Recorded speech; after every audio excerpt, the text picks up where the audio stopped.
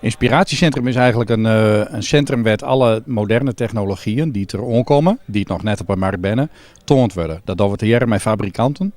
En we laten onze grote klanten en geïnteresseerden zien wat er mij mogelijk is. Wat de mogelijkheden zijn voor hun toepassingen.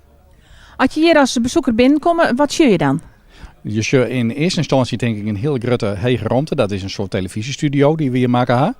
In die studio daar worden de hbo's verwerken ontvangen. Die hebben alle een mediaopleidings. En die mediaopleidings, daar zitten studenten op die willen graag echt zien van hoe werkt het in de praktijk. En we laten hier hele nieuwe technologieën zien voor televisiestudio's. Maar je ziet bijvoorbeeld ook de nieuwste touchscreens, de vervangers van de digiboards, digiborden voor squallen. Werd op les wordt. De vervanger, dat wie eigenlijk de vervanger van het krietsjeboard. Dat zijn digiborden worden, met beamers, maar die jouwen net zo volle licht. Dat is wel een beetje een klacht van die technologie. En hier hebben we de nieuwste touchscreens met een formaat van ongeveer 95 inch al bijna. Wees interactief met lesjaankest als docent, die steen je rek al opstelt. Twee van jouw belangrijkste werkvelden zijn innovatie en wetenschap.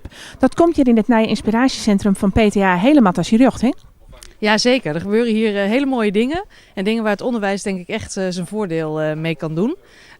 Technologische vooruitgang gaat heel erg snel. Ik kan het soms ook niet allemaal bijbenen. En het is mooi dat we het hier gewoon allemaal samen kunnen zien. Onderwijs is heel erg in beweging. Wat is voor jou op dit moment toch wel een van de belangrijkste bewegingen in dat onderwijs? We proberen natuurlijk kinderen voor te bereiden op de toekomst. Vroeger was het zo dat je voor één baan werd opgeleid. En dat ging je dan misschien wel je hele leven doen. Dat is niet meer zo. Mensen wisselen steeds sneller van baan. Wisselen ook echt van carrière. Dus we moeten het onderwijs ook daarop voorbereiden. En zorgen dat kinderen die we nu opleiden straks breed inzetbaar zijn. Creativiteit en innovativiteit. Dat zijn dingen die kinderen straks heel erg hard nodig zullen hebben. En wat we in ons onderwijs ook echt tot zijn recht moeten laten komen.